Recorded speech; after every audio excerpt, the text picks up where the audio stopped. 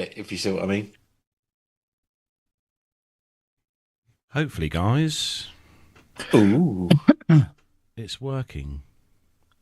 Guys, has anybody had a push notification? I've not. It's working. It is. Oh yes, there it is. It says watch live now. Look. Has anybody had a push notification? I've not. It's working. It is. Oh, There we go. I can hear something chuntering along in the background. Yeah, that's all right. Oh yeah, that's gone live on the YouTube. Very good. Excellent. There we are. I'll just say a very quick hello to Mr. Abel before he packs up his laptop and goes home. Mr. Abel. Oh, that's very tuneful, dear.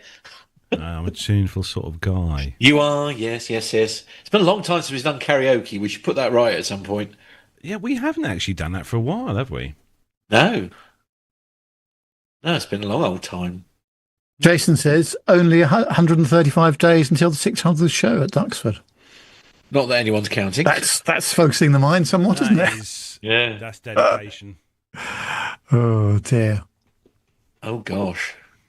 Hello, Bill, from a cold Canada, I presume, although, as you know, if it goes below 0 degrees Celsius here, we all get ourselves in a bit of a tizzy. Yeah, we get a bit excitable, don't we? Nothing like your temperatures, I'm sure. I bet they don't have air closing over there. No. No. They just carry on, don't they? We don't do very well with it here, do we? No. They have snowball fights and stuff when they're, when the staff are out on the ramp, It was, what was it? Was it -8? I think I heard Mr. Abel say, was it Tuesday morning? I think it was like -8 degrees Celsius or something ridiculous like that, which I felt was quite cold for us, to be fair. quite excitable. Kevin's in Sweden, a place I know very well, especially at this time of year. I think the coldest I ever got to where I was staying was about -19. Oh, wow. I got to the point where anything below -10, it didn't really matter anymore. It was so Didn't feel any different, yeah. As long as you didn't get the wind chill, that was the thing. If you had a nice clear day, which often you did when I was working in Sweden, it was rather nice. But if you had some wind chill that went with a it, bit funny, doesn't it? It's not good.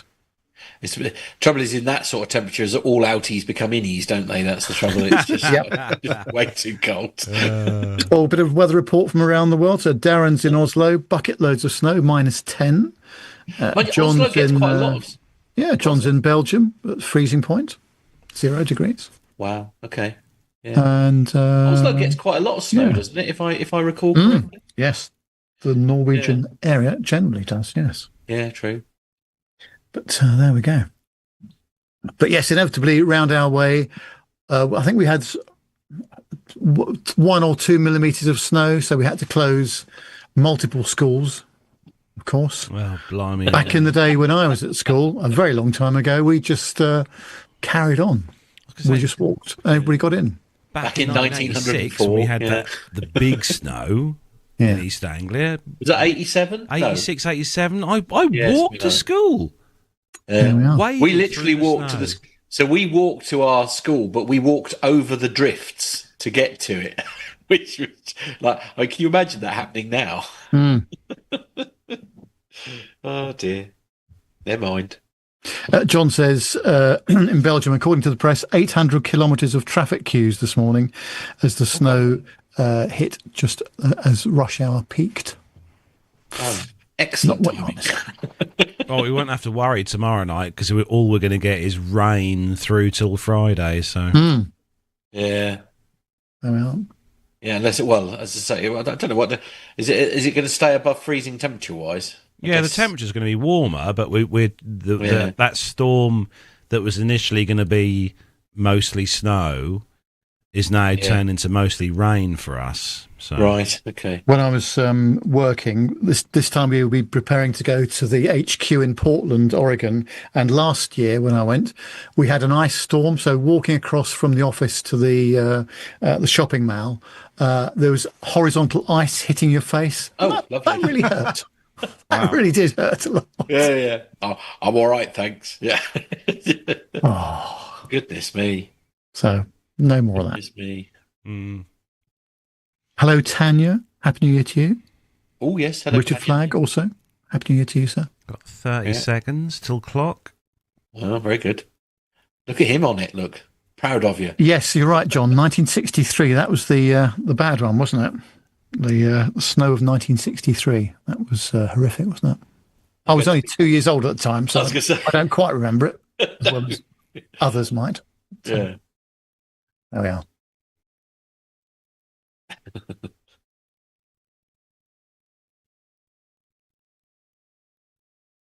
Well, I might treat myself to a gin and tonic, you know. I've got some Adnams copper. I switched this video to VMix video. I assume you've started the clock, have you? You should be able to see the clock now, yeah? Done. Oh, look at you on time. Oh, God, he's done better than me. That's it. I'm officially retired. 10. Here we go. 8, 7, 6, 5, 4, 3.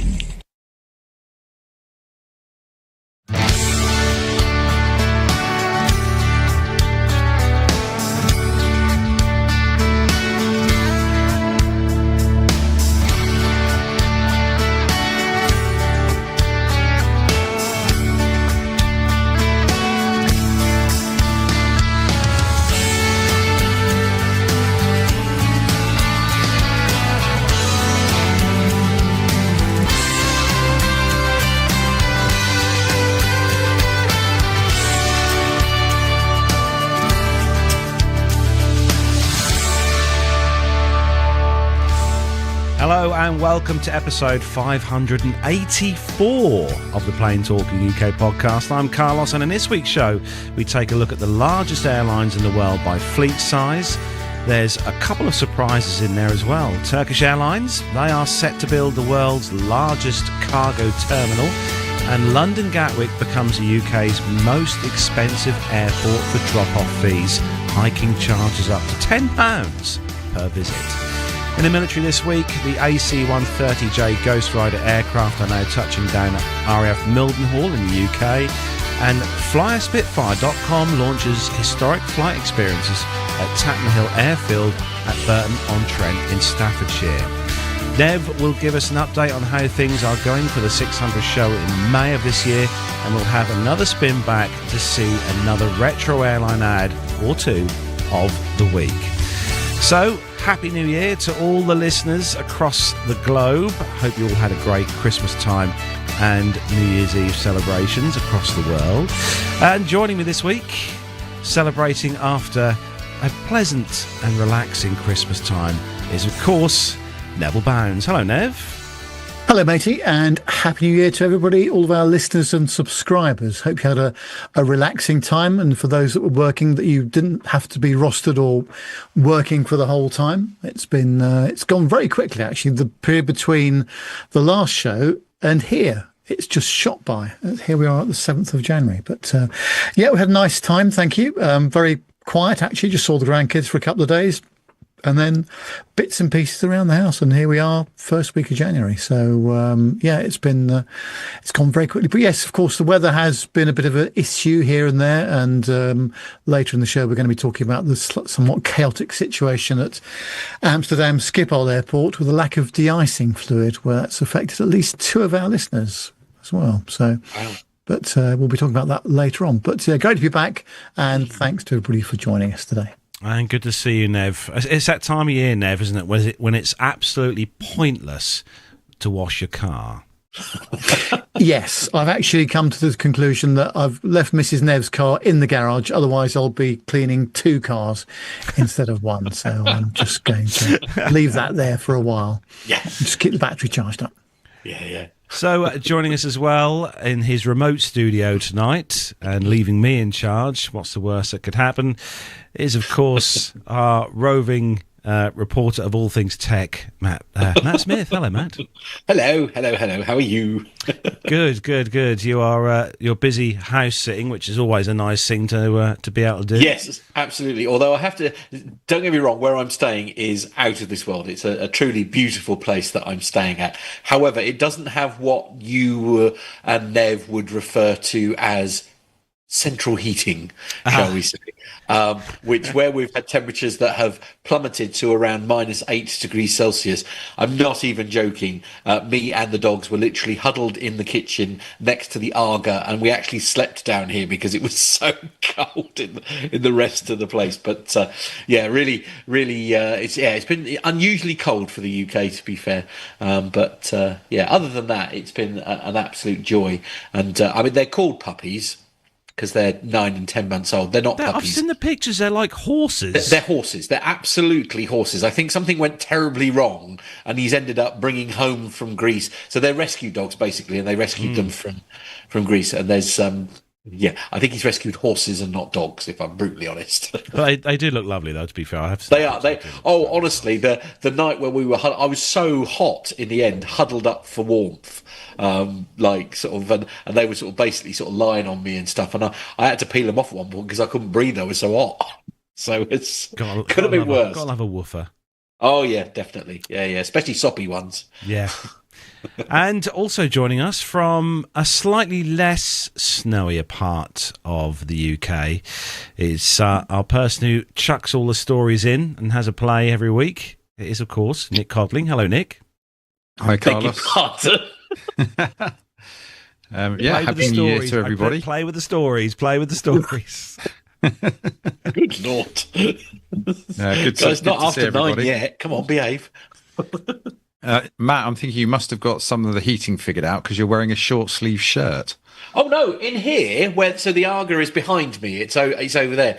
In this room, it's lovely and toasty.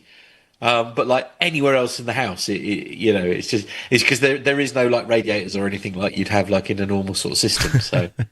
So yeah, and you're supposed to be able to like. The one thing I have learned here, Nev and or Carlos, I need lessons in how to light a fire because it turns out I'm rubbish at it.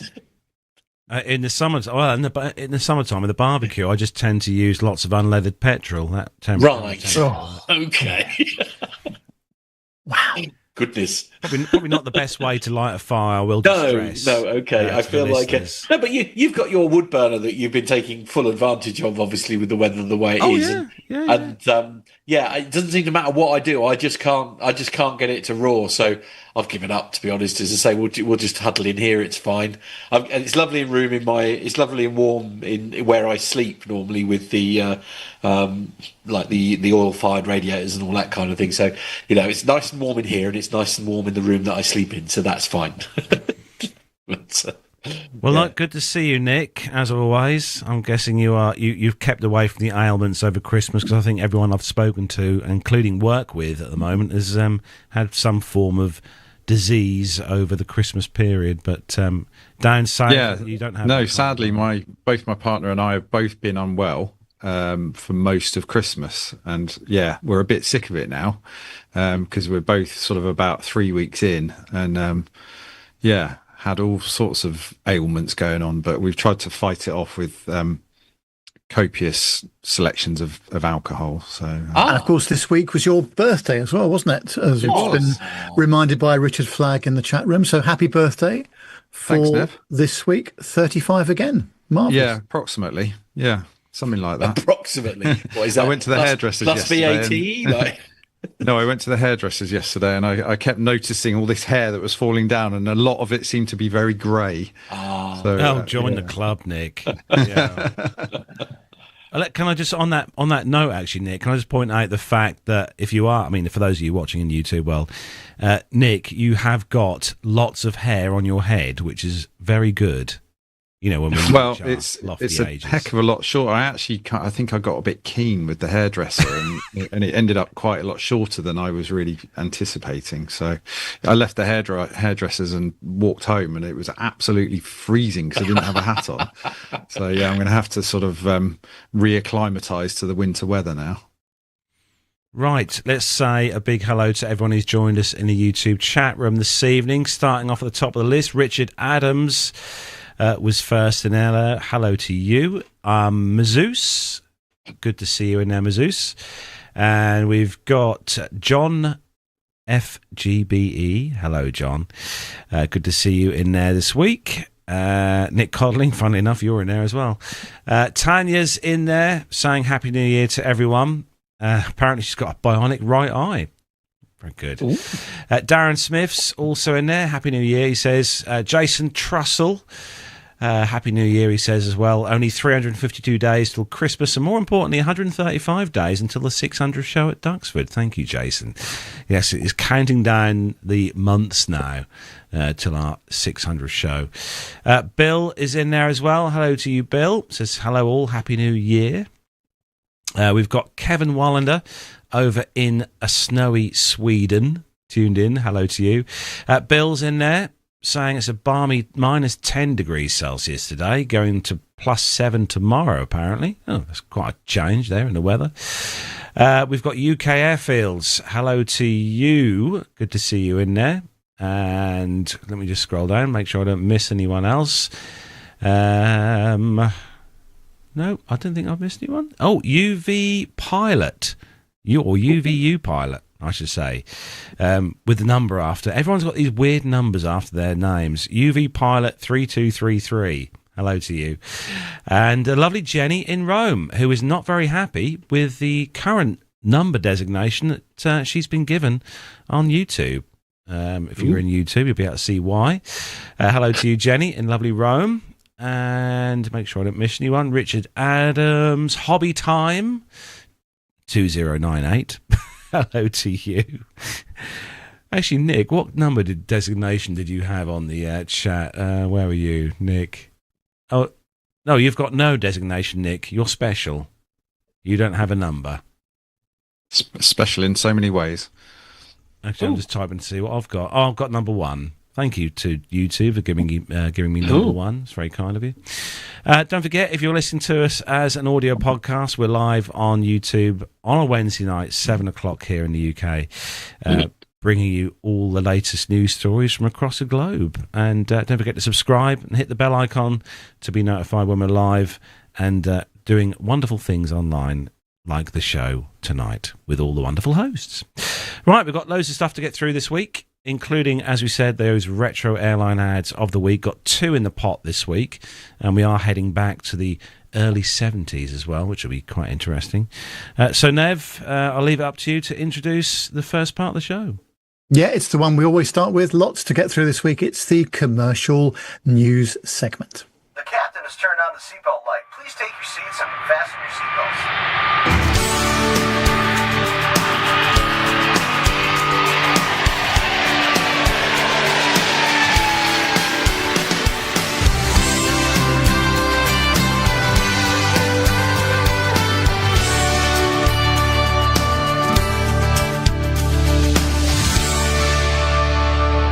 And this week's first story comes to us from aviationA2Z.com. And the story actually surprised me slightly, I'm not going to lie, with these results. But largest airlines in the world by fleet size in 2026. So in recent years, the commercial aviation industry has witnessed significant growth fueled by advances in aircraft technology, operational efficiency and passenger demand. Modern airlines are now able to maintain extensive fleets that balance fuel efficiency, capacity and global connectivity. These fleets are not only numbers on a roster, they reflect an airline's strategy, market reach and ability to adapt to evolving travel trends.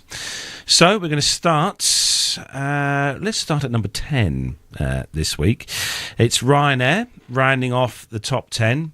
At 10 is Europe's largest airline in terms of passenger fleet size and flights, operating 349 737 aircraft. The Irish carrier flies to 235 destinations across Europe, and the fleet includes 205 737-800s and 141 737 MAX 8 aircraft. Number 9, Turkish Airlines. They have 399 aircraft, connects more countries than any other airline worldwide, serving 350 destinations and 131 countries, no less. We've got number 8, Air China. China's flag carrier Air China operates 531 aircraft, connecting 215 destinations. Its narrow-bodied fleet fleet includes A320s, A321 aircraft, Boeing 737s, the Comac ARJ-121 and the Comac C919. Number 7, SkyWest Airlines. SkyWest Airlines, they are a regional carrier in the US, operating a fleet of 600 narrow-bodied aircraft, including the Bombardier CRJs and Embraer ERJ regional jets. SkyWest services over 250 destinations for its partner airlines, including United American, Delta and Alaska. Number 6, China Eastern Airlines. China Eastern, headquartered in Shanghai, operates the country's second largest fleet of 679 aircraft, serving more than 225 destinations worldwide. The airline is a key member of the Sky Alliance team. Number 5, China Southern Airlines, the largest airline in China, with 708 aircraft in their fleet. Based in Guangzhou, operates 2,000 scheduled flights daily, connecting 200 destinations worldwide. Number 4, Southwest Airlines holds the 4th spot globally and is the 4th largest US airline by passenger volume, operating 810 Boeing 737 aircraft. The low-cost carrier serves more than 100 destinations, emphasising short-haul point-to-point connectivity. Southwest fleet consists primarily of the 737-700s, -800s and MAX 8 aircraft. The airline's outstanding orders for over 500 MAX aircraft indicate a long-term strategy to modernise the fleet, maintain fuel efficiency and support growth without adding fleet complexity. Number 3, Delta Airlines, headquartered over in Atlanta, ranks 3rd with a fleet of 989 aircraft. Delta is the world's largest airline by revenue, operating over 5,500 flights daily, covering 325 destinations across 52 countries. And number 2, American Airlines, closely following, with 1,013 aircraft in its mainline fleet. Headquartered in Fort Worth, Texas, American serves 350 destinations worldwide. The narrow-body fleet is a mix of A320s, 321s, 737, while the wide-body fleet is entirely Boeing. This includes 777-200s, 47 of those, 20 777-300s, ERs, 37 787-8s, and 33 787-9 Dreamliners. So, in at number 1, in the top spot, is United Airlines, topping off the list, which operates the world's largest mainline fleet with 1,058 aircraft. Headquartered in Chicago, United connects more than 370 destinations worldwide, a network unmatched by any other airline. United's narrow-body fleet primarily consists of Boeing 737 family jets, Airbus A320, 321 aircraft alongside a few 757s. Good. The wide-body fleet, meanwhile, is exclusively all Boeing and feature the 767, 777 and 787-Dreamliner. So there we go. There is the world's fleet size, the world's largest airlines by fleet size for this year. Nev, where were BA? Nowhere near that lot, obviously. I had no idea about the size of these, the China operators, China Southern and China Eastern. Absolutely huge numbers of aircraft. It's, as you say, the appetite is there, and there's appetite for fleet modernisation right across the world. United, of course, still got quite a lot of a few 757s left and 767s as well. Absolutely incredible, the number of large operators still out there, which means people want to fly, and they wouldn't be flying them if they couldn't fill the seats. So that's that's a good thing for the industry, isn't it? I for some reason I thought that Emirates were going to be in there. Yeah, you'd think so, wouldn't you? Yeah, yeah. Wonder where they were. No. Interesting. No, very interesting. And it would also be interesting to find out, of all those airlines in that list, how many of those carriers lease their aircraft or own them. Yeah, I think there's a mixture. I think probably many operators have some aircraft they own outright and some that they lease. And, of course, the engines are often leased separately to the airframe as well. So the whole combination of different things that you could have going on there with the various fleets, I would imagine. Yeah, be interesting to see that. A lot of money's worth of stuff there, though, to be fair. Yep, and aircraft leasing is very big business indeed, of course. Right, Matt, I don't know whether you are able to read the story. Yep. I know you're in a different location tonight. Yeah. No, good. You've got the next one, and we're sort of a bit closer to home-ish. Yeah, a little bit, and I think we've got another story that I think is involving Loganair as well. That's a little bit later on, but this one is UKAviation.news, and the headline on this is that Loganair begins operations at its Southampton base. UK regional airline Loganair has begun operations from its new base at Southampton Airport, boosting the reliability of its network from the south coast of the UK. Over the next few months, Loganair will scale up operations at Southampton, with plans to be fully operational with a 2-aircraft base by March 2026. The airline says that the Southampton strategic location makes it an ideal gateway for southern mainland and island communities, and by basing crews and aircraft locally, it can respond more effectively to disruption, ensuring a reliable operation.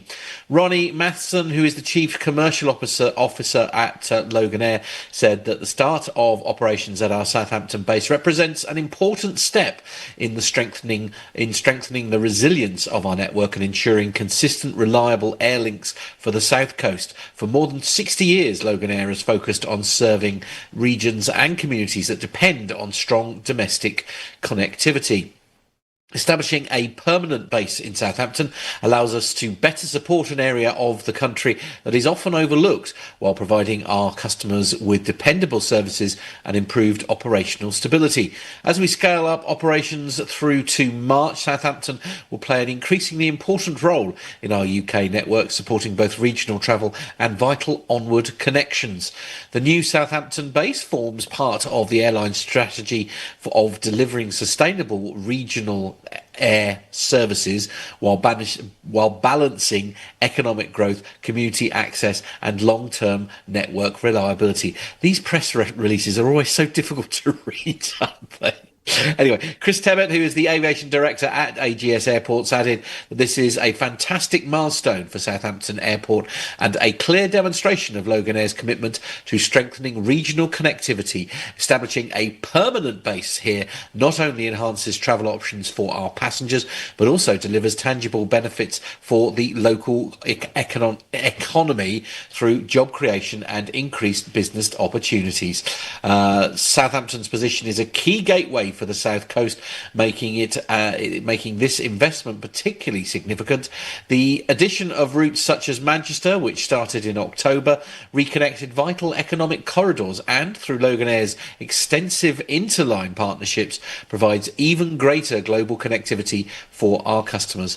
Loganair's other UK bases include Kirkwall, Inverness, Aberdeen, Glasgow, Edinburgh, Dundee, City of Derry, Jersey and the Isle of Man.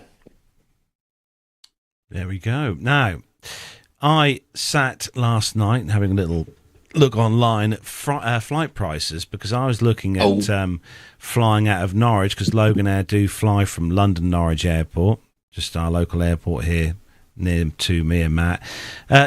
Nick, how far is Newquay from where you are? It's probably an hour and 3/4 drive. Oh, so it's a bit of a drive then. A little bit of a drive, yeah, but it's quite a nice drive. Anyway, I looked last night, Nick. I thought, well, I wonder how much it would cost me to sort of get down to as close as I could get to you with Loganair, because they fly to Newquay from Norwich, and it was quite a shock. I'm not going to lie. For a basic was it enough fare to buy a fairly reasonable second-hand car and drive yourself? Well, do you know, I always say, support the airline. Try and because it's a tough thing out there at the moment with the trying to run these things and make money and all that and this, that, and the other. But I tell you what, they must be making a fortune, because they wanted for me to go down and see you, Nick, for a sort of a long weekend, just shy of £600 return. Yeah, that would have been my guess, actually. That's a lot of money, isn't it? and it doesn't really surprise me. I mean, I have to say, I did actually. There was a time when I lived around the Southampton area, and I was flying quite a lot out of Southampton, primarily with work. But that was back in the days when Flybe was still around, and I used them to go up to Manchester a few times and various different places in Scotland. And it was a good service, and it was, quite well scheduled, so you had sort of fairly flexible options in terms of when you could travel. And actually, it was actually pretty reasonably priced as well. But I think I sort of get the feeling now it's almost like, we've had over the last few months a lot of stories about, other regional carriers going under. And it feels a bit like Loganair has sort of left mopping up everybody else's route networks, and they're kind of in quite a nice strong position to be able to capitalise on it now. But Nev, just, obviously you used to do quite a lot of flying and things in your day. But I mean, like, surely that's too big a price for your average firm to contemplate. If you're looking at £300 each way, did you say, more or less? Yeah, it's roughly about 300 quid each way, 600 quid total. Yeah. I mean, that's going to be difficult to justify, isn't it? So you'd be almost expected to drive just because it's too much. Yeah, although if you think about it, perhaps Carlos can do a quick calculation in terms of distance between Norwich and Newquay. If you're charging the company, or the company is charging their customer at 45p a mile, on a round trip, you can rack up some quite big numbers on that sort of distance, let alone the fatigue of the person that's doing the driving. So it all depends in what business you're in. The business that I was in, obviously we had to operate economically, but if we had to get a flight and it was a premium price, but we had justification for doing it because it was an important customer, or we had special things to do down there, it's a no-brainer. So it does sound expensive, but actually when you put it into the context of the sort of people that probably would be using that service, it's not that bad. I guess, because it's not aimed at like the likes of me, is it? That service, it's not aimed at people wanting. Well, it might be. Yeah, it could be. No, I mean, I'd love to. I mean, I genuinely, because I used to holiday in Newquay virtually every summer. That was my thing, and we used to sort of go down there, and we did look at flying out of Norwich, because I think it was Flybe then, wasn't it? Was Flybe out of Norwich, or was it someone? It was Flybe. Yeah. To go down to Newquay, and it was just eye-watering. In my little Mark 1 Fiesta, it was much, much, much, much cheaper to drive all the way down south, if you see what I mean. So it's about between 380 and 400 miles, depending on which way you go. So looking at 45p a mile, you're looking at about 350 quid. Oh, okay. For mileage cost. And is that one way, 400 odd? No, that's for your return journey. Okay. Yeah, 600, 6 hours, 46 minutes. But then you're talking, close to 7 hours journey time each way, assuming that the M25 is behaving itself. And when you're a gentleman of a certain age, you may have to stop more often.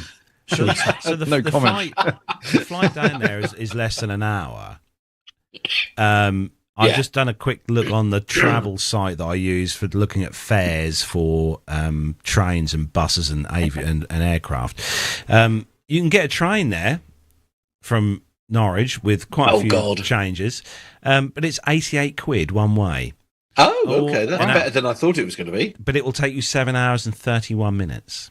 Yeah, it's about the same. I suppose you're not doing the driving. That's the only Or you can get a coach from Norwich. We'll get you to Newquay. It will take you 11 hours and 55 minutes. Oh, wow. And it will cost you 36 quid one way. Which... I mean, that's very cheap, to be fair, but it's a long time, isn't it? That's the trouble. It's a day's travelling, isn't it? Yeah. It's a day's travelling, isn't it? That's the reality. So basically what it boils down to is, if you want convenience and you want to be in Newquay in less than an hour, and not half dead, and have lots of money in your bank account, then you can fly there. Yeah. Or they just need to move Norwich a bit nearer. No, we can't get any closer to London. Well, you chaps are all a bit far away over there. Oi, we're not called London Norwich for no reason. Oh, here we go. Anyway, right, moving on. Nev, you've got the next one. And I have to say, if you are sitting watching the show tonight and you're feeling hungry, it's probably best to turn off while Nev's reading this story, because the pictures are rather yummy. Well, I hope the chat room's ready for this, because this is going to light up the chat room. I tell you, I was certainly amazed when I read this. It's on the independent.co.uk, and it says that business class passengers on 8 prime British Airways domestic and European routes will no longer be served a hot breakfast on morning flights. The frequent flyer website Head for Points has obtained an internal British Airways message to staff that says Club Europe travellers on 8 very short flights will be served a fresh fruit plate, yoghurt and a heated pastry rather than the full English breakfast. The aim is to make it easier to deliver and give the crew more time in the cabin with our customers. The founder of Head for Points, Rob Burgess, wrote, "To ring in 2026 in style and as a farewell gift from the departing Chief Customer Officer Callum Laming, BA is removing hot breakfasts from shorter Club Europe routes." This service will be cut on some of the BA's most popular short-haul routes, and they are the domestic ones, Belfast City, Jersey, Manchester and Newcastle, and the international ones, I guess, is from Heathrow, and perhaps from Gatwick too, actually. Amsterdam, Brussels, Dublin and Paris, Charles de Gaulle.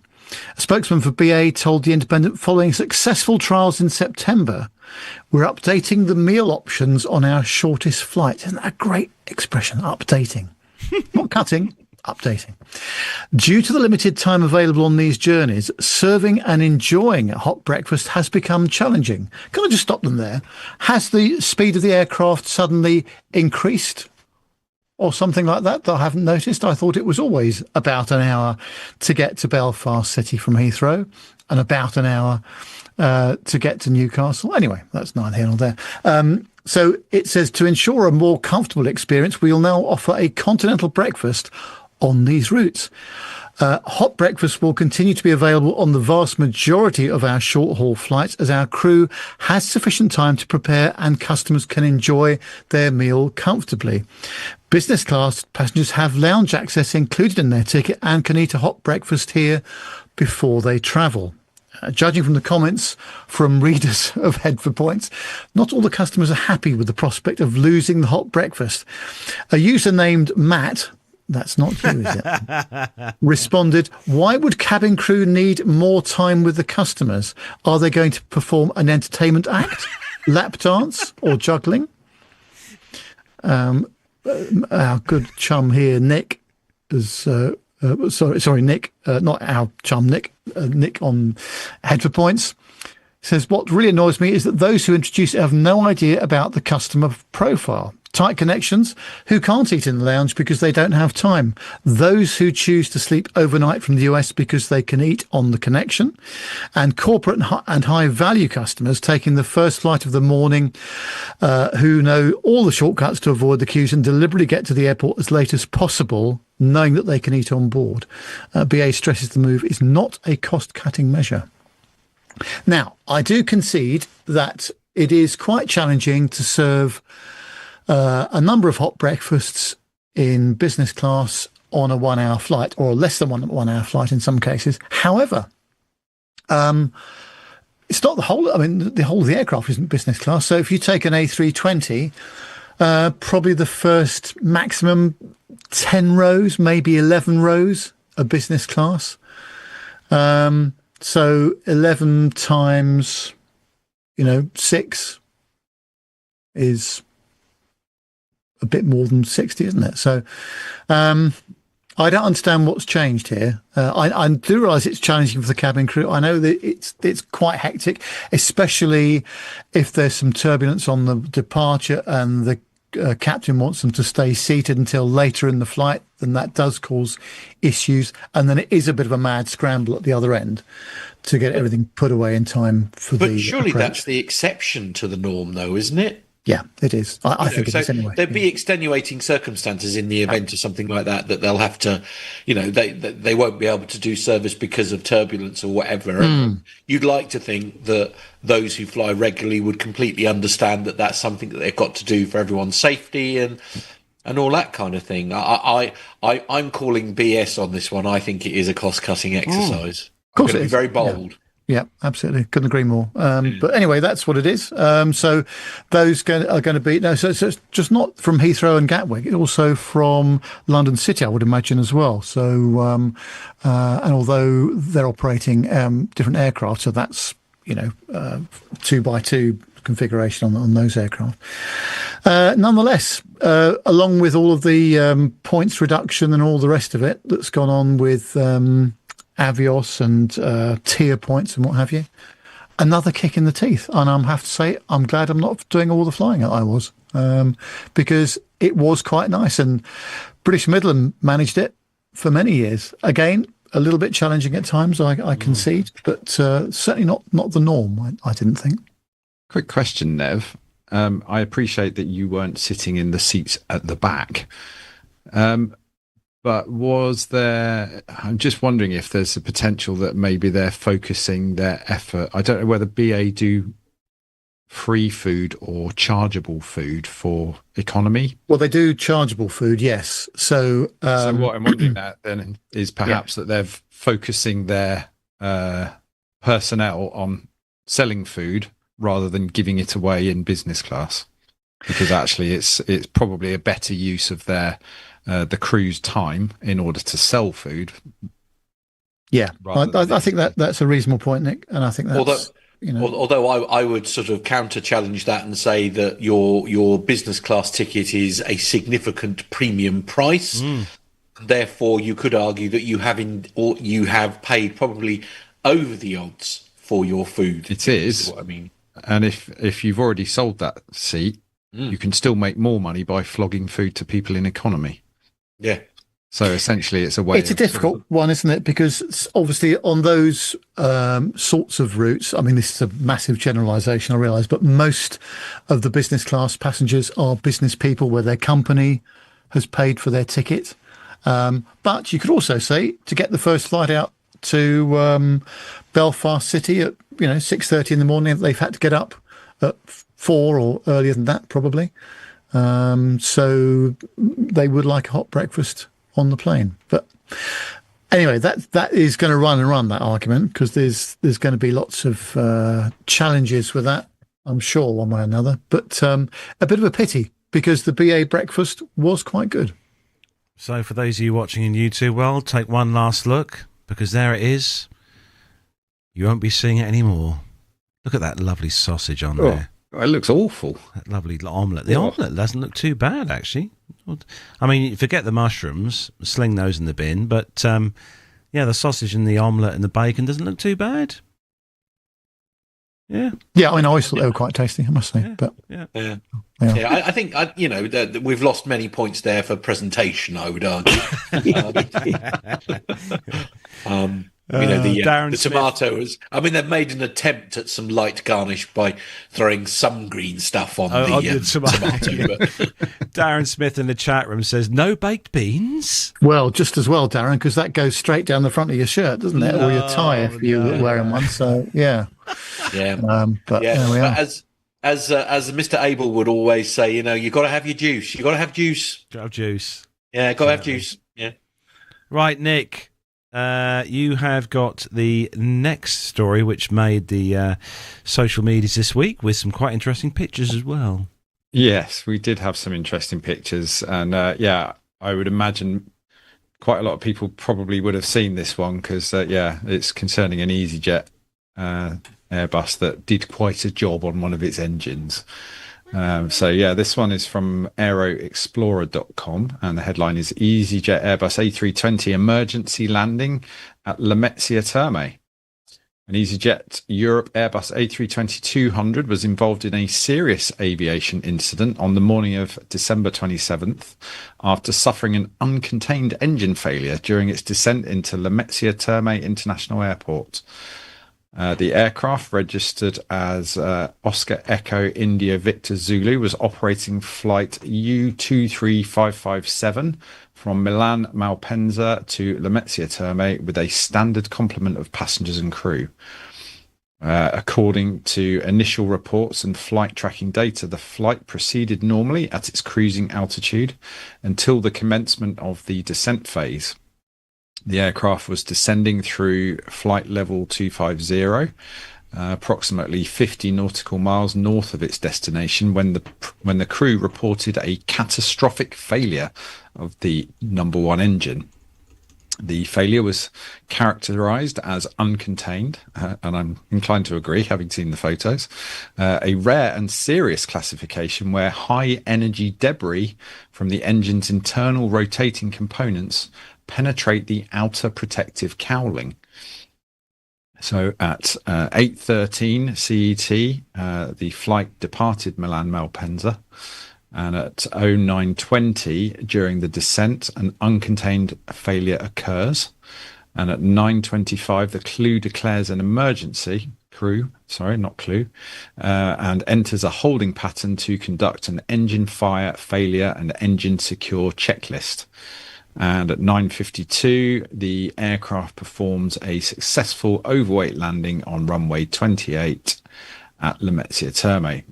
The emergency services were stationed along the runway as a precaution, and despite the severity of the engine damage, the aircraft landed safely and all the passengers disembarked via mobile stairs on the taxiway. No injuries were reported among the passengers or crew.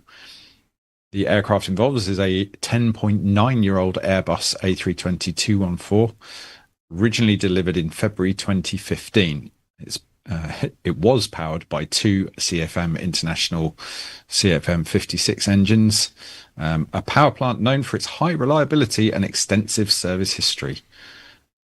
Well, that, I have to say, is... there was a lot of bits came out of that one. Just imagine, though, that was at flight level 250 descending. So it was probably, it might not have been at flight idle, but, a little bit above that. Imagine if that had been on departure or in the sort of heavy climb phase of the aircraft away from the runway. Well, and we've seen some fairly notable instances, haven't we? With, I think there was a Southwest incident in particular where part of the engine actually punctured the fuselage, and unfortunately, I think in that incident it resulted in a lady being partially sucked out of the aircraft. So it's nasty things can happen when bits of engine come out. So that was a really bad one. It would be interesting to sort of find out what happened there and what the failure was and why it went so bad, I guess. It was interesting in our group chat, actually, wasn't it? Because Andy's in our group chat there, and I won't use the words he said, obviously, because we'll be taken off air. But he made it very clear that that was definitely suboptimal. I think in terms of a bit broken. Service. It was proper Brook. Yeah. It's like the story says here. I mean, it's not very often we've talked about this on the show, saying that the CFM56 has had an issue. I mean, blimey, like yourself, Nev, the CFM56 has been in the mix for a number of years, and it's the workhorse, isn't it? Really, very reliable engine. Yeah. Right, let's have a look at the next story, which is coming from CaspianPost.com. That's where we go to get all our stories here for the show. Turkish Airlines are set to build the world's largest cargo terminal. Turkey's flag carrier, Turkish Airlines, announced on Friday last week it will invest 100 billion Turkish lira, which is about $2.3 billion, to build the world's largest cargo terminal and in-flight catering facility. The airline said the projects will create 26,000 new jobs, the Caspian Post reports, citing Turkish media. Turkey is growing. Turkish Airlines is soaring, they said, the carrier wrote on the social media platform, adding, as Turkey's flagship brand, this pride makes us proud. The location of the new facilities has not been specified, but Istanbul, Turkey's commercial hub and home to 2 major international airports, it's the likely site. Istanbul-based Turkish Airlines is among the largest airline globally, carrying more than 85 million passengers and 2 million tons of cargo annually. CEO Bilal El-Eski said on Tuesday last week that Turkish Airlines aims to be among the world's top 5 airlines by 2033, when its fleet is expected to reach 813 aircraft. As of the end of 2025, the airline operates a fleet of 514 aircraft. Do you know what? I've not flown Turkish Airlines before, but it's safe to say they are, from what I can read and see online, becoming quite the one to beat. Well, I assume you've not flown on the Turkish Airlines cargo aircraft no. before. Yeah, of course, it's a very profitable part of the operation, isn't it, for many airlines, having a separate cargo division. And yeah, they've got their foot hard down here, haven't they? Goodness me, that's a serious amount of expansion there. But then you just take a look at the new international airport in Istanbul. I'd love to go there one day, but it's just absolutely enormous. Yeah, there's no stopping these folks, is there? No, it does. The pictures look quite good of the proposed building, I should say. Yeah, it looks stunning. But yeah, good on them, and it means more jobs as well. So yeah. Nev, I like this story because, well, I just wish that I had a larger back garden. You just stick to getting parts off of aircraft rather than entire aircraft. It's on aerotime.aero. It says that to win of cargo, as we were, Airbus is facing an unusual challenge as it retires its first generation Beluga ST cargo aircraft, but finding places large enough to display them. The European manufacturer is transitioning fully to the newer Beluga XL fleet and is considering museum and educational placements, but the aircraft's size and the logistics involved could limit the number of viable homes. Well, the Beluga ST, formerly known as the A300-600 ST Supertransporter, supported Airbus production for more than 2 decades by holding oversized aircraft components between manufacturing sites across Europe.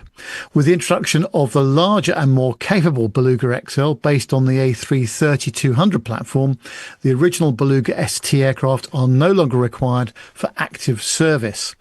Industry reports indicate that Airbus is in discussions with potential museums and educational institutions, primarily in Europe, though no final decisions or confirmed donations have been announced. The company is also understood to be open to placements outside of Europe, including possible sites in the United States. The practical challenges, however, are considerable. The Beluga ST's oversized fuselage demands an unusually large display area, and transporting or reassembling the aircraft can be logistically complex unless a museum is located alongside an active airfield. Those constraints sharply narrow the list of institutions able to accommodate the aircraft.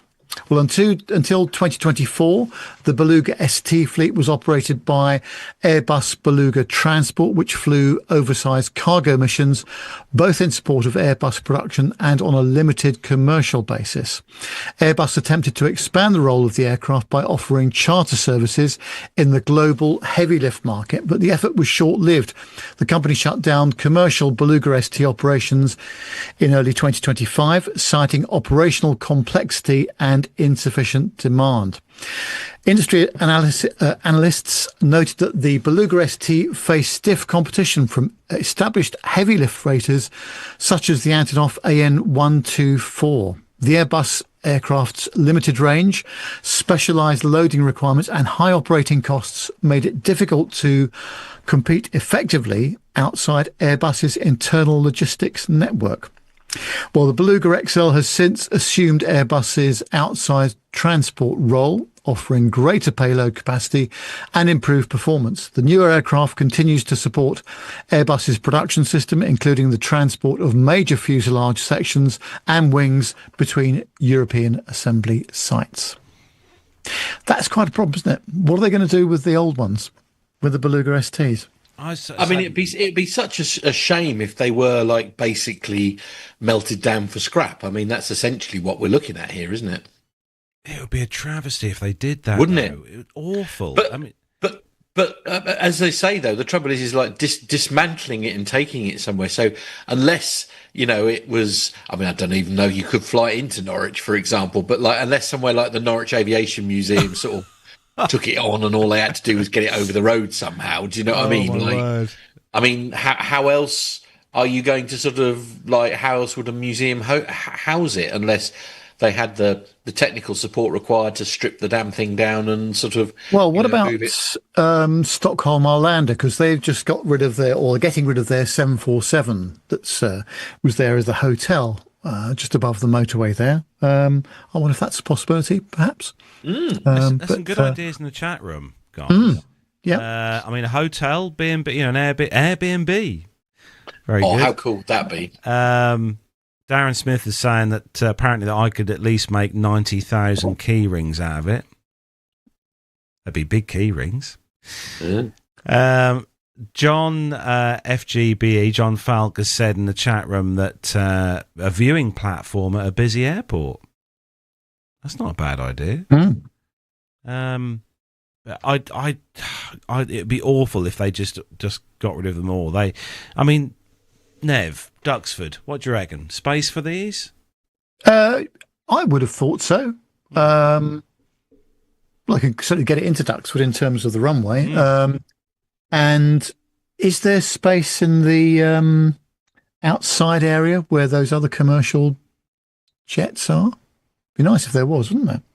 I'm not sure they've got a hangar space for it, but certainly I think there's probably an outside possibility. Surely you'd make room for it, wouldn't you, though? I mean, if they sort of said you could have one and you weren't having to pay a small fortune for it, surely you would literally sort of you'd make it fit, do you know what I mean?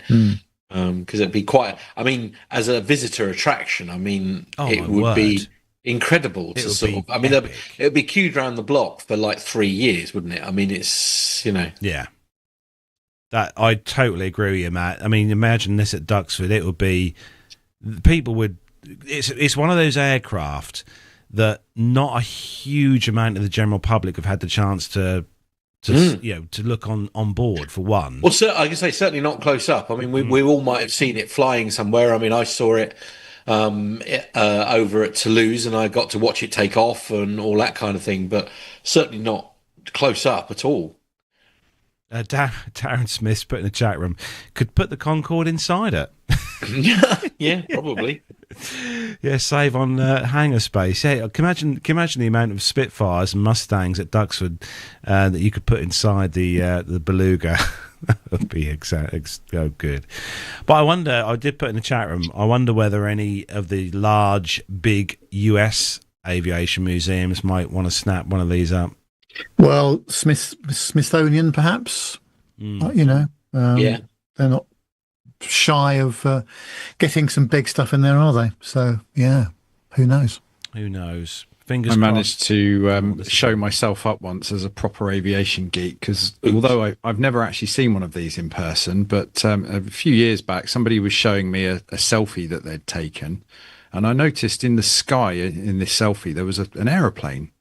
And I zoomed in, and it was a Beluga. And I said, do you know how lucky you were to snap that photo at that point in time? Because they're actually, although they do fly over the UK pretty much every day, because they sort of shuttle backwards and forwards between, I think it's Toulouse and the site up near Chester. But yeah, it was just quite ironic that I sort of managed to really show myself up as a proper aviation nerd by saying, do you know what that is? Did you do the voice as well? I think you're fine. That's an Airbus. The town number is. Yes. He had his bobble hat on standby. Yes. Yeah. Just because of the weather, you understand. It was just cold. Yeah. Right. Now, Matt, you are off to Gatwick soon. Yeah, I must say, Carlos, this story has filled me with absolute dread. Thanks for that. You better get the credit and debit card ready, Matt. I know, right? So the source on this one is nationalworld.com, and the headline is "Punishing Travellers." And Gatwick becomes the UK's most expensive airport for drop-off fees, hiking the charge from £7 to £10. So Gatwick Airport will become the UK's most expensive for drop-off fees, starting on Tuesday, the 6th of January. So it started yesterday. Excellent. Why Tuesday? Why wouldn't you do it on Monday? What? Anyway, it will hikes to £10. Gatwick currently charges £7 per entry to the drop-off zone, which is enforced by automatic number plate recognition cameras at the entrance to the airport. But from yesterday, the charges rose by some 43% to £10 for the first 10 minutes.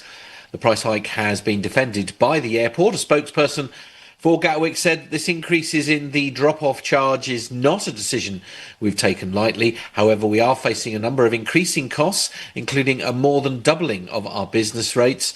The increase in the drop-off charge will support wider efforts to encourage greater use of public transport, helping limit the number of cars and reduce congestion at the entrance to our terminals, alongside funding a number of sustainable transport initiatives. It comes as London City Airport is set to introduce a charge today for the first time. London City Airport was the last of the UK's top 20 airports not to have a drop-off fee, but as of today, it announced that they would be introducing an £8 charge for the first 5 minutes and an extra £1 for any additional minutes, with a maximum stay of 10 minutes. The charge will also be added to taxi fares, the airport has said. Clive Ratton, who's the CEO of BTA, that's Business Travel Association, has criticised Gatwick Airport for its latest hike on drop-off fees. It said that the latest increase feels more like a cash grab than a necessity. Gatwick is now the most expensive airport in the UK for drop-offs, putting the costs squarely on passengers and businesses while doing little to tackle underlying issues around operating costs or sustainable transport.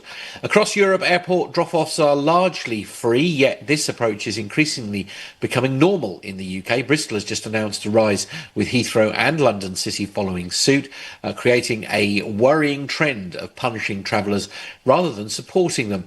A sensible cap on drop-off and pick-up charges would prevent this trend from spreading and ensure airports remain accessible to everyone.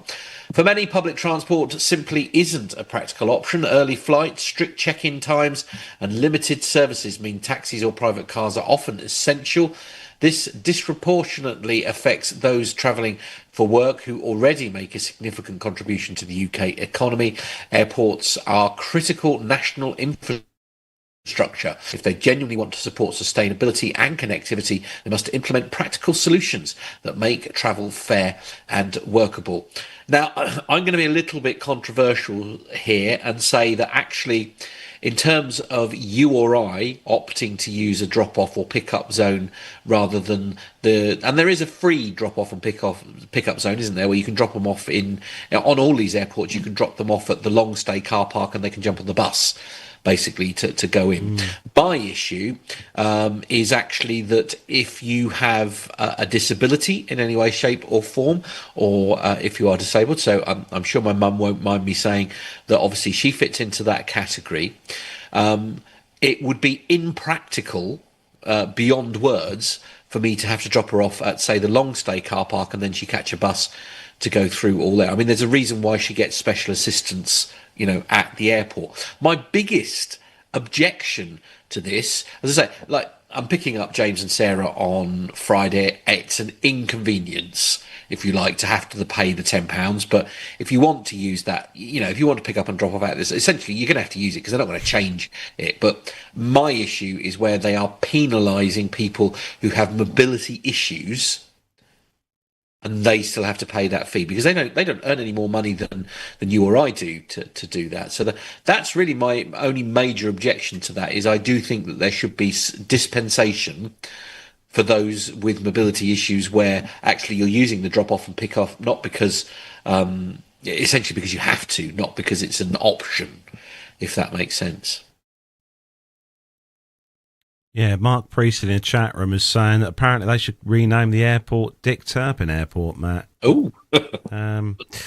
No, it's a quid a minute, and I get you're definitely right, Matt. What you're saying there should be some kind of thing. You know, you have your blue badge and all that parking and all that kind of thing. There should be some form of a discount at least. I mean, for that. Yeah, but it's for some people that a £10, and obviously this is all done through ANPR as well, so the number plate recognition system. So I'd imagine it's probably going to be like the dart tag where you pay online, or you you pay on site. It's the same at Stansted. Stansted is the same. It's ANPR as you go in now, and then there's no place for you to touch in and touch out with your card. You pay for online, it. You've got a light dart tag. You've got 12 hours or whatever it is until like midnight the following night to get the charge paid, as I say. And in the main, I don't care, because I mean, if you really object to it that strongly, then you drop them off at the long stay and all that. As I say, my objection is to where if you have got mobility issues, that you are being penalised yet further for not being able to walk very far. And I think that is where I strongly disagree with this as an option for those with mobility issues. Yeah, what about up in Edinburgh and there, when you're flying into there, obviously outside the terminal building there. Same story. Quite busy. Not 10 quid, I forget what it is in Edinburgh now, but they won the first to bring it in, actually, along with Birmingham. Yes, there's a lot of it about, as they say. Now, of course, it's kind of accepted, in inverted commas. There's no going back from it. No. Nick, next one's for you. And it's good news if you enjoy flying from Stansted, which I do, actually. I don't. So this one's from edp24.co.uk. And the headline is London Stansted Airport New Routes and Destinations in 2026. The airport is expanding its destination map with a mix of short-haul options, including the arrival of a major international carrier. Turkish Airlines will begin operating. We're going to have to rename this the Turkish Airlines show this week. They will begin operating from the Essex Airport on March the 18th. Flying to Istanbul 15 times a week. 15 times a week, wow. This will offer onward connections to 353 destinations across Asia, Africa and Australia. Ryanair, the airport's largest carrier, will launch a new twice-weekly service to Malmo in Sweden, starting on April the 1st, alongside additional flights to Glasgow from March 29th. EasyJet will introduce flights to Paris Charles de Gaulle beginning March the 5th, while AJet, never heard of them, will start services to Bodrum in Turkey from June 26th. Several airlines are introducing new summer routes. Jet2 will begin flights to Jerez in Spain from May the 1st, Samos in Greece from May the 2nd, and La Palma in the Canary Islands from October 26th. TUI will launch a new service to Kos in Greece from May the 7th, and BA City Flyer will begin flights to Olbia, Sardinia from May the 23rd. Kieran Brannigan, commercial director at London Stansted, said, "We're delighted to welcome new airlines and routes during 2026 that give our passengers even greater choice, value and convenience." So yeah, I've flown a few times from Stansted, sort of back in my sort of business travel days, and I must admit it was somewhere I never really enjoyed travelling out of, although that was nothing compared to the dislike I have for Gatwick. But it'd be interesting to know sort of the London airports, what they're doing in terms of traveller numbers compared to one another. I mean, obviously Heathrow will be by far and away the largest, but yeah, there certainly seems to be a pretty busy airport to Stansted. I have to say, having flown through having flown through Stansted a couple of times this year, and obviously Matt has flown through there a handful of times as well, you know, previous and that. It's a busy airport. It's a busy airport early in the morning, first thing when the first flights are going out. It's busy. Security's busy. The terminal building's busy. There's never anywhere to sit in the departure lounge, seating wise. It's a very, very, very busy airport. Yeah, I think that was my issue with it. Really, was it always felt very crowded. Yeah. And with these, obviously, expanding flights now, with Turkish coming in with these 15 times a week, Ryanair... Where are these people going to sit? Exactly. This is the point. This is going to be, in my view, the security at Stansted, where you go through the X-ray machines and stuff, they struggle at the best of times, and they're not always all open as well, probably due to staffing issues and that. With these extra flights, Stansted's going to be bursting at the seams. It really is. But Nev, I'm guessing that you've not been a hugely regular sort of traveller through Stansted, Nev? I think twice, 3 times maybe. No more than that ever.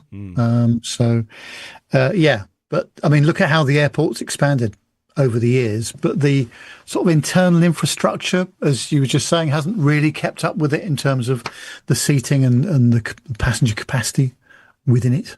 So, yeah. Sticking with you, Nev, for the next story. KLM, we are listening about now. They're having a slight lack of something. There's trouble here with a capital T, I'm afraid, and it's actually affected a couple of our listeners. Logan, who's just trying to fly his family back from Spain at the moment, and my friend Jackie, who's putting herself up in a hotel probably on Friday in order to get back to Sweden. Anyway, it's on aerotime.aero. Amsterdam Schiphol Airport. Winter woes show no sign of receding, with airlines continuing to cancel hundreds of flights each day due to challenging weather conditions. On the 6th of January, KLM confirmed that due to persistent snowfall combined with strong winds, the carrier had to be forced to cancel 600 flights on January the 7th. I understand that. The bit I don't understand is the following. To make matters worse, KLM admitted that de-icing fluid supplies were running low due to the constant daily use since January the 2nd. It's the winter. Isn't that what happens? The carrier said that its supplier, based in Germany, was currently unable to guarantee timely replenishments after 85,000 litres of de-icing fluid had been recently used per day to clear aircraft. With KLM responsible for de-icing most aircraft at Schiphol, the carrier visited its supplier to retrieve more stock and confirmed at 2100 yesterday that a fresh batch of fluid was on its way back to Amsterdam. Schiphol Airport has also confirmed that only limited air traffic is possible today, with European flights taking the brunt of disruptions. As a precaution, more than 600 flights have been cancelled. More cancellations are expected, said an airport spokesman. A flight monitoring website, Flight Radar 24, which have been keeping a tally of disruptions, said 676 flights had been cancelled at Schiphol Airport today, including a further 57 already cancelled for tomorrow. That's January the 8th. According to Flight Radar 24, across 7 days of disruptions, 3,308 flights have been unable to begin their journeys. Schiphol has also been given the unenviable title of today's #1 most disrupted airport by Flight Radar 24. And just looking at what Logan was saying, he says that they're flying their family back to the US, that they've had to go through Madrid, basically, and through Heathrow to get back home. So it's a bit of a nightmare, really. So not what you want, is it? No, not an airport I've flown through either. I've said this before on the show. Need to book and go over to Schiphol. Perhaps we need to go over. They've got an aviation museum over there, haven't they, Nev? Which would be nice to. Well, remember in the very early days, I did an aviation meetup on the in the viewing area there. If you can remember that. Yeah, that was at Masha was there as well. We went to Amsterdam. Met up there. We also did one in Lelystad as well, but yeah, it's a bit of a mess. So hopefully Logan's family will get back okay. via Madrid and Heathrow back to the US, and my friend Jackie could get home to Sweden, but she might have to stay overnight in Amsterdam on Friday because there's more weather on the way. Oh, yeah, very much so. If you utilise the wonderful weather app called Windy, you will be able to track the snow, which I looked at when we were just before we went live. It's all over sort of France and kind of that way of them, isn't it, Nev? It's very, Yep. And we've got lots up north in Scotland as well. So if you're living up in Scotland, yes, northeast, certainly Aberdeenshire, and very nasty. Yeah. Right, Nev, it's time for the next thrilling part of the show. And I'm going to say thank you to a listener and a friend of the show, Brian Coleman, because he's supplied us with another big vault full of retro airline ads, hasn't he, Nev? So we're never going to run out of content for this section. That's great news, isn't it? Very good. Well, this week we head back to the 1970s to see just how Continental Airlines made the passenger feel at home. Check out the pub and the buffet. And then it's off to Aloha to see some real retro Boeings. Here we go. We'll show you. We'll show you why this Continental wide-body DC-10 is more fun. This is our new first-class lounge where we have an assorted buffet. In coach, we'll show you our pub. Yes, the pub is back, and it's more fun than ever. With electronic pub pong, it's fun and games all the way. On our wide DC-10 screen, and at no extra cost, we'll show you the best of the old-time cereal. I think I know that guy. Slimy hands off her. He used to be my idol. We'll show you newsreels of yesterday. We'll show you exclusive interviews with the superstars of sport. We'll show you animated cartoons that are a laugh a mile. Fly Continental's wide-body DC-10s. And we'll show you. On Continental Airlines, we'll show you. We really move our tail for you. Let us show you how to fly. There's a new airline in Hawaii with more convenience from the ground up. Spread your wings against the sky. With more comfort in more ways. Lifting up and soaring high. An airline committed to make flying easier than ever before. By now you've probably guessed it's not a new airline, just a new way to fly. Let us show you how to fly. Aloha Airlines. What do you reckon of that then, Nev? Did you see the way they said you've got a bar, an actual a bar in coach, which obviously translates to economy here, but a bar in economy, Nev? Yeah, I'm not complaining about that at all. It sounds tremendous. And it's but those were the days. You know, it was a different time, wasn't it? I think we have to remember that. Also, did you see the entertainment game they had? What is Pong. Yeah. Yeah, I'm absolutely almost convinced that I'm sure that was Flash Gordon that they were showing on the screens. Was that him? I want to say that was Ming the Merciless that was busy sort of wringing people's necks in the video there. I was slightly worried about the gentlemen's collars. I was a bit worried that the turbulence might affect them. They were quite sizable. Different time, eh? Different time. They were different. It was an absolutely different time. But it just honestly, when you see those videos which focus on like the DC-10 and the TriStar, the size of the cabins is just what. I don't know, Nev. They just looked bigger than like the 777 cabins do now. Is it probably just because of the overhead bin size, or what? I don't know. No, we weren't crammed in like sardines. That's why.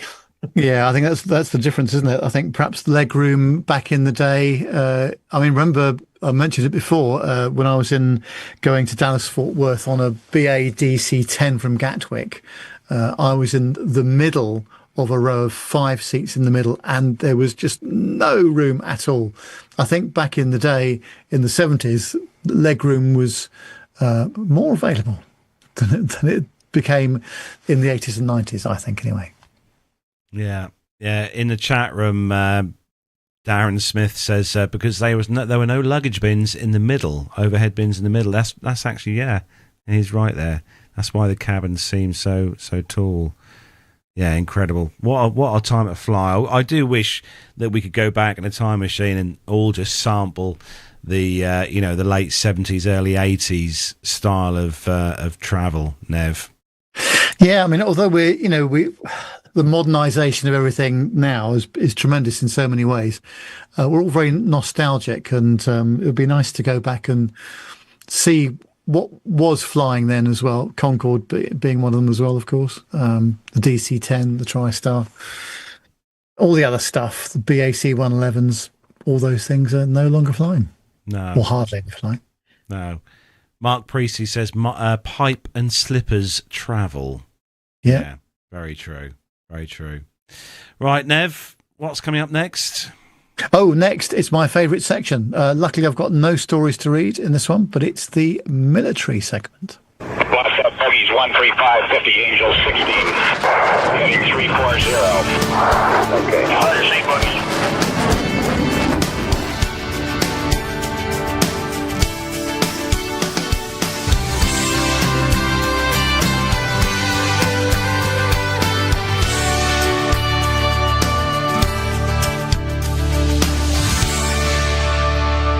So if you live in the east part of the UK, there has been a lot of activity today in the skies, I'm not going to lie.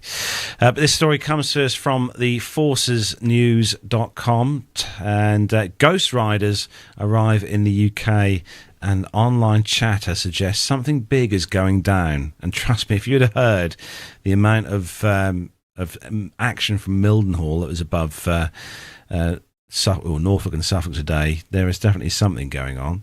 A number of large US military aircraft have suddenly began arriving in the UK, with such speculation about their role. According to flight tracking data and sightings by plane spotters, as many as 10 C-17 Globemasters have landed at RAF Fairford in Gloucestershire. Even more interesting were the sightings of two AC-130J Ghostrider gunships touching down at RAF Mildenhall in Suffolk. Ghostriders are fitted with a 30mm Bushmaster cannon, a 105mm howitzer, and Hellfire missiles that can lay down a devastating weight of fire. What piqued so much interest in these flights was flight data showing that at least some of these aircraft took off from US bases like Fort Campbell in Kentucky. This is home to, among other units, as the US Army's 160th Special Operations Aviation Regiment, better known as the Night Stalkers. Also, the 160th operates a range of Special Forces helicopters from there as well. And the name suggests, in flying units like Delta Force into battle at night. The unit was made famous by the film Black Hawk Down. It also took part in the mission to capture Osama bin Laden in Pakistan. And just this weekend, it played a pivotal role in the American operation in Venezuela, flying in US Special Forces to apprehend President Nicolas Maduro and his wife Celia Flores. It's not been officially confirmed, but reports online say the C-17s that landed at RAF Fairford brought in at least 5 MH-60M Black Hawk helicopters. And the... Oh, lost my page there. There we go. It's back again. You're playing with my notes here, Nev. And also one MH-47G Chinook, both of which the 160th operates. And reports say these have been spotted in hangars alongside several CV-22B tilt-rotor Ospreys. So the question is, what is all this kit doing here? Is this just a strategic relocation of resources, or an exercise or a sign the US are preparing for another operation elsewhere?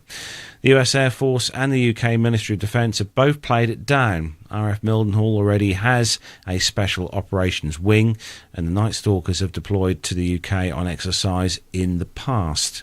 Fairford has also played host to a part of operations elsewhere, and is the main air bridge from the US into Europe. And in fact, flight data is said to show the C-17s leaving Fairford and then flying on to Ramstein in Germany. But online, people are asking if the arrival of these special operations assets is a sign of something brewing. Does it have anything to do with Iran? Is this some sort of signal to Moscow? For now, it's all speculation with no confirmation.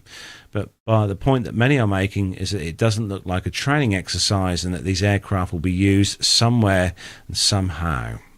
There we go. So, definitely lots of activity in the skies. I can definitely say that. But, yeah, worrying times, Nev, I think, in the current world we live in.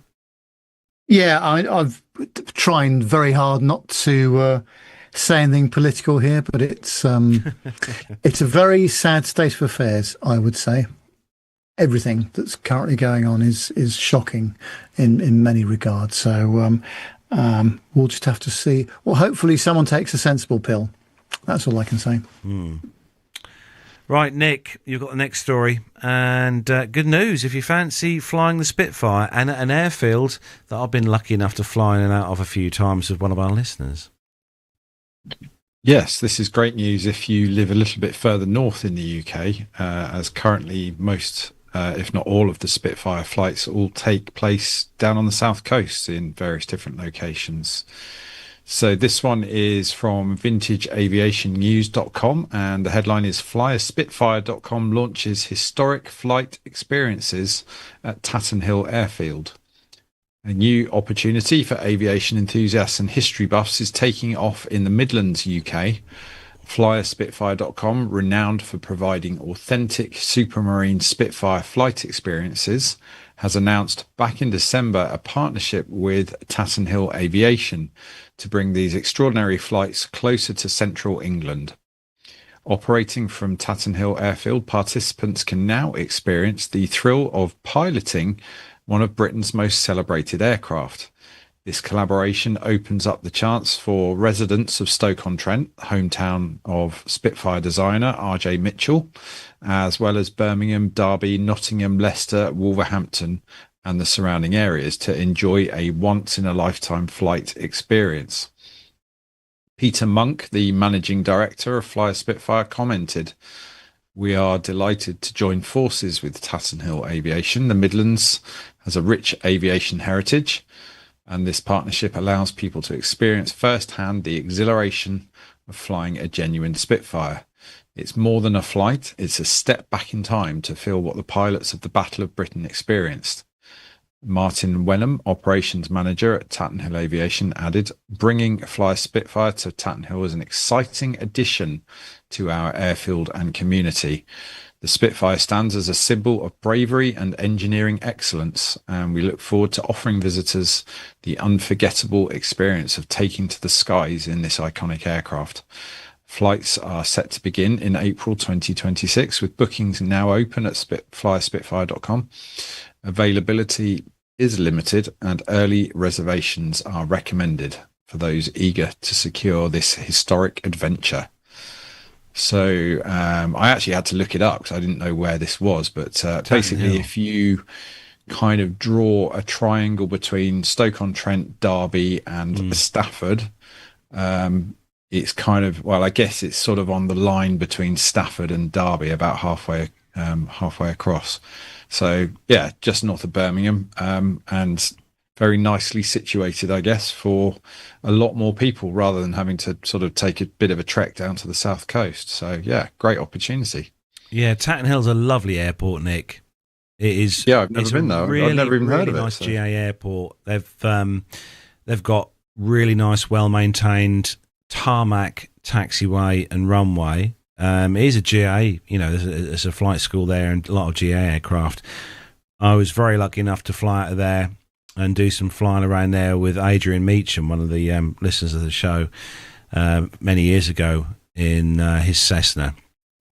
Nice. Really good airfield, really nice airfield, really nice people there as well. Got a great little cafe, well worth a visit. Now, Nick, how much do you think it is for a cheeky little 30-minute flight in the Spitfire? Well, so I have had a look at this because it is, you know, it definitely appeals to me, and I've seen Spitfires quite regularly along the south coast, particularly when I go over and visit my son on the Isle of Wight, because they do flights out of Solent and Goodwood. And from memory, I think it starts at about $3,500. And I think you can pay up to about $5,000 if you have a kind of chase aircraft in order to come alongside to take photos. Yeah, if you want a 30-minute flight, heritage flight they call it, for those of you listening in the YouTube world and on the audio podcast, it'll cost you £3,375 for 30 minutes.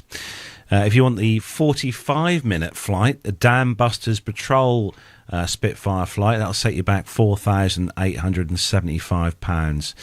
If you want to go the whole hog and have the 55-minute Blenheim Palace Spitfire flight, that must be incredible. Get your money in get your hands in your back pocket. It's going to cost you £5,875 for 55 minutes on there. But honestly, I think, it's an incomparable experience, isn't it? There is literally nothing else like it in the whole world. And I listened to an automotive podcast a couple months ago, and a gentleman on there that was, who normally writes about cars, but he had been offered the opportunity to go and do a flight from Goodwood. And he absolutely raved about it. And he said it quite rightly. There's no experience like it, and the thrill of being in a Spitfire and experiencing that, and actually being able to take the controls and seeing what it feels like to actually fly that aircraft. You almost can't put a price on that. Was that on your birthday list, Nev, for this year? Oh yes, I'm still waiting. Obviously, we've got till November for somebody to save up for the. For the $5,000, but what an experience that would be. Gosh, Gareth did a sort of a slightly cut down version, didn't he? At was it Duxford? I think he did it. Oh, Garth, he done the Tiger Moth. He done the Tiger Moth flight there at Duxford. Yeah, it was again. An absolute icon of British warfare in the air, the Tiger Moth, and you get a chance to go in there. But that looks incredible. Yeah, it was very good. But Matt, obviously you've been to Duxford many, many times and seen the Spitfires in the hangar. I think even you would love to sit just in the back seat and take it all in, even with your love of flying as it is. But I think even you would love to just try the. But even on the ground, isn't it? I mean, the Spitfire is such an iconic aircraft, and myself and my friend Tom have this little ritual whenever he or I go anywhere near a museum or something like that, and they have like an example of a Merlin engine, for example, and then we all have to, the rule is that we have to send each other a photo of that as we pay homage to the Merlin engine, because it was responsible for so many key moments in aviation in general, never mind the war effort. It's such an iconic engine, isn't it? And there is no noise like it. Yeah, it's definitely one to hear. I love the air programs on TV. I do watch a lot of stuff on TV to do with aviation, and it is so incredible to hear that engine in full whack. And just think, potentially, never know, possibly in May this year, there's something going on, and potentially, Nev, our listeners may be able to hear something there. When's this happening, Nev? Oh, sorry, I thought you were going to say that we were organising a Spitfire flight. I was going for our listeners. Wow. Perhaps that's a step too far, probably, isn't it? Yeah. For the funds, I don't know, but well, as Carlos says, it's now this year. It's going to be our 600th show. and it's on Friday, the 22nd of May this year, 2026. It's at the Imperial War Museum, Duxford, and it's at the Airside Suite, beautifully overlooking the airfield from the conference space there. If you would like to join us there is an entry fee of £60 payable to us by the 1st of April to the PTUK Patreon or the PayPal account. Details of those are on the Support Us tab on the front page of our website.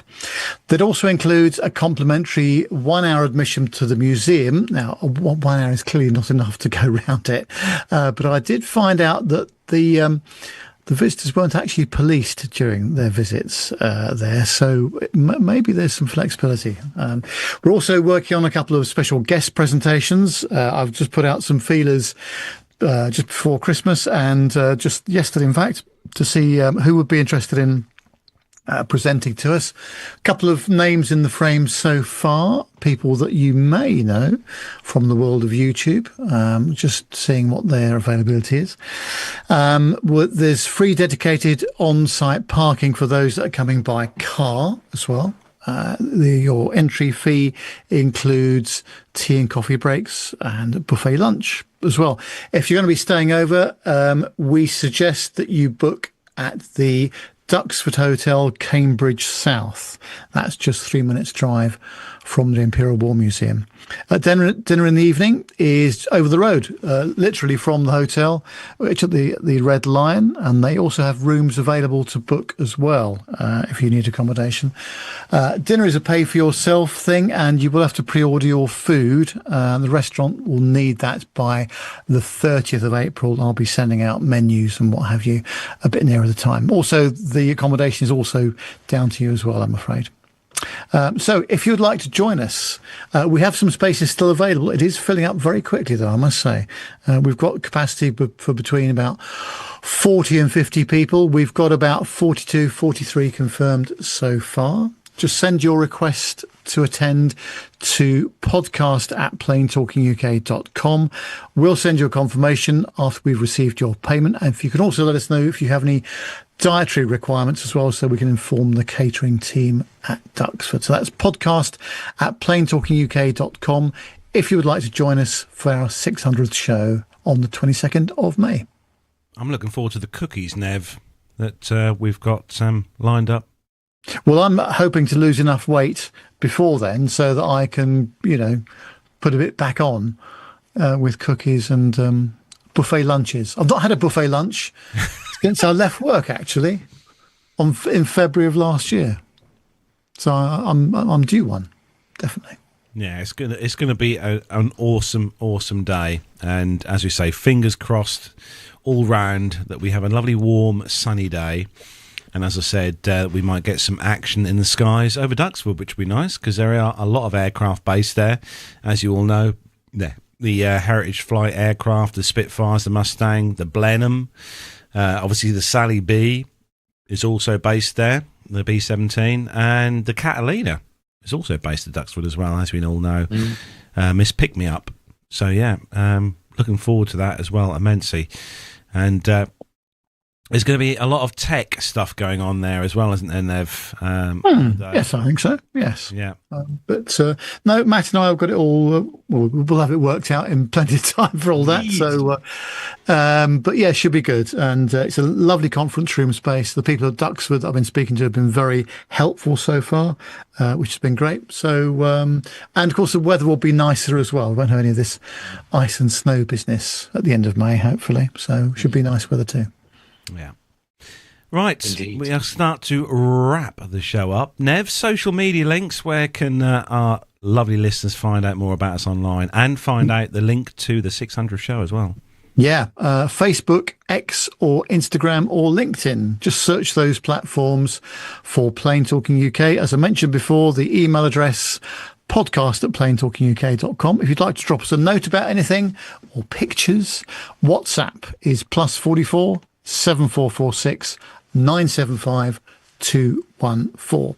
You also can subscribe to our YouTube channel as well, and just click the notification buttons and a like button as well. You can subscribe to it, and it makes a big difference to us if you give us a thumbs up on the YouTube. Just go to youtube.com and search for Plane Talking UK.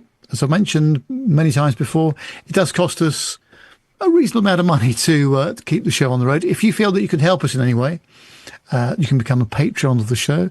We've also got a PayPal donation. That's also available on the website, www.planetalkinguk.com, just at the top right-hand corner of the screen.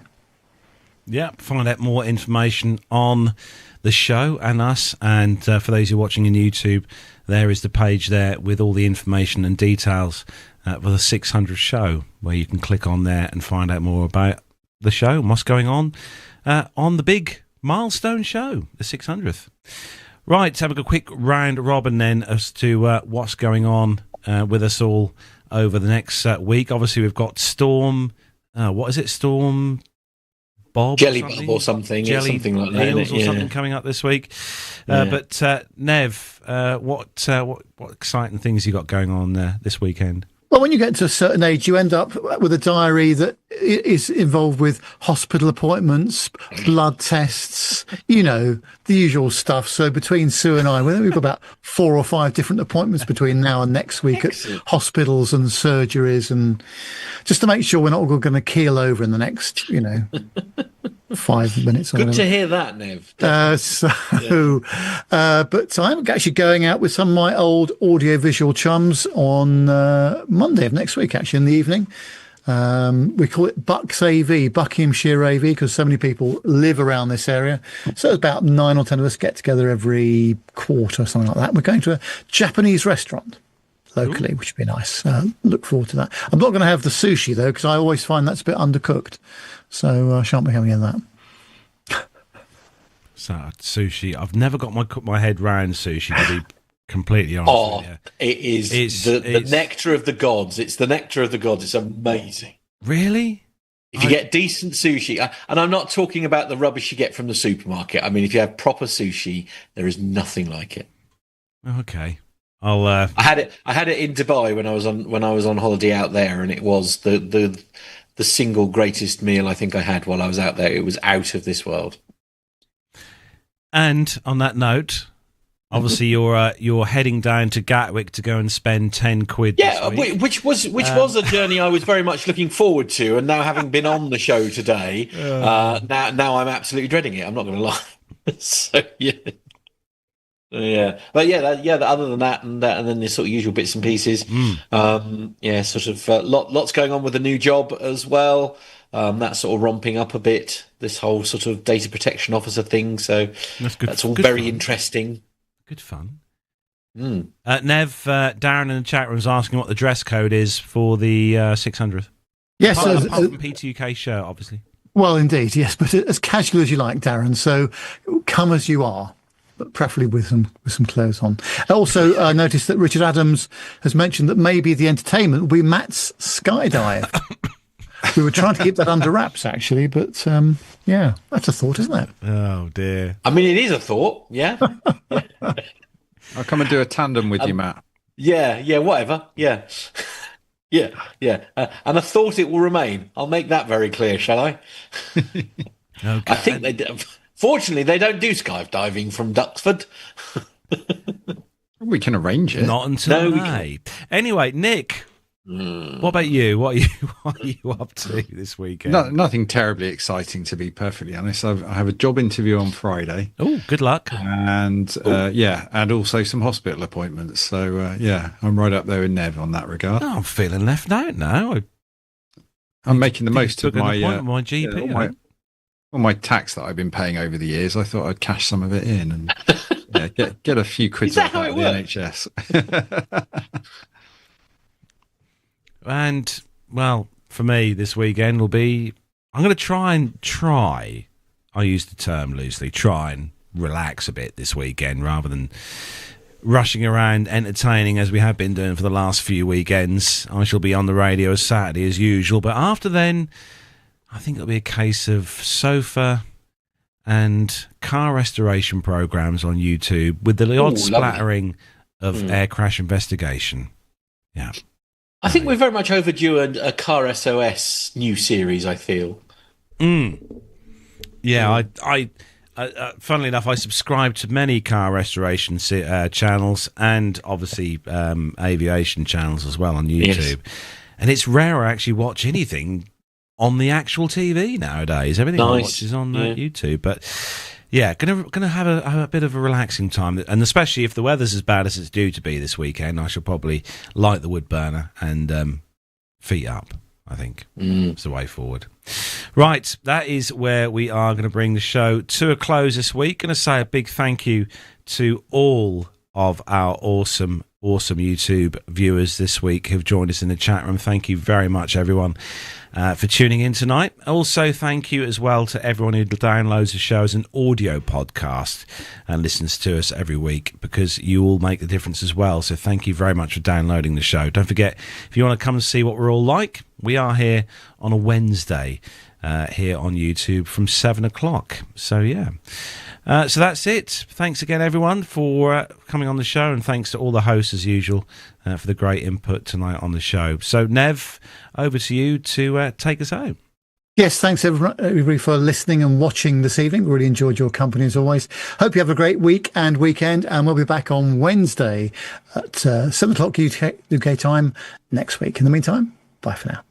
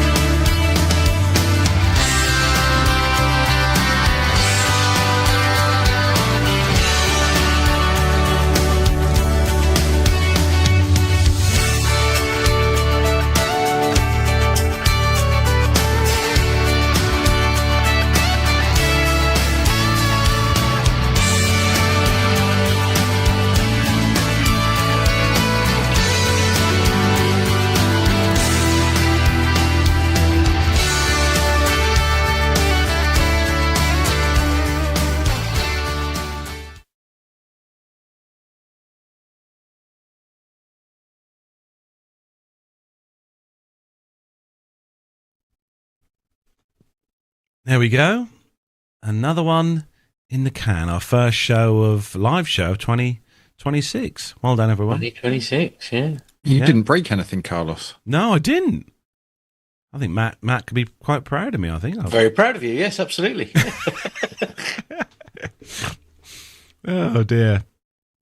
I have to say, I tell you what, guys, just thinking about this when the credits are rolling there, obviously with the chat room and stuff, watching tonight, I'm so looking forward to the 600th, not just because we'll be at Duxford and it's the 600th show and etc., but the fact that we're going to get to meet a huge portion of our YouTube chat room people on that day who we haven't met yet. You know, some of the chat room viewers we've obviously met at various meetups, but there are a lot of chat room people in there tonight who are coming to the 600th who we haven't met yet. So, chat room alumni, if you will. Yeah. How good is that? I can't wait for that. Going to be amazing. Yeah. Going to be amazing. Looking forward to it. Mr. Bounds, are you still there? Yes, I am. Yes, and no, it's going to be a good event, I must say, and very fitting to hold it at Duxford. I think just the right sort of place. And I say the conference team there have been really helpful so far. I'll be talking with them again over the next couple of months, making sure everything's in place and what have you. But yeah, looking forward to it, and looking forward to bringing you a couple of special guests. We won't even tell you who they are until today, I think. Because we don't know at the moment either, but we are working on a couple of good ones, which I hope Hope they can make it, because I think it'll be a real treat.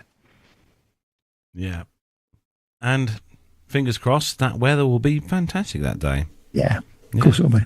Yeah, and the museum, as we've said before on the show, for anyone who's not been to Duxford yet, that the museum is just incredible. There's so much to do at the museum, and obviously get a chance to walk on board Concorde. The is it 002, isn't it, Nev? Yes, one of the pre-production models. Yeah, absolutely fantastic. So yeah, lots to see, lots to do, and there'll be some bits to eat as well, which is always a good thing. So yeah, right. We do love our food on this podcast. We do love our food in this podcast. Yeah, we absolutely do. Yeah, especially Christmas pudding, which I had a very large one of this week, and I've got another 2 pieces to have downstairs when I finish. I do like Christmas pudding. You shove some in the post to me if you like. Are you a Christmas pudding fan, Nick? Oh, I love it. Yeah, really good.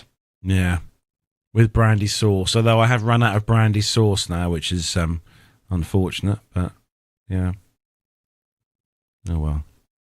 Right. We better let these lovely people in the world of YouTube get back to their Wednesday evening. Thanks again to everyone for tuning in tonight and watching us live. Much love to you all. Have a great rest of the week and weekend, whatever you're up to. And we'll be back next Wednesday. Hopefully we'll have Andy back next week, all being well. But have a great rest of the week. Nev, I'll leave you to say goodbye.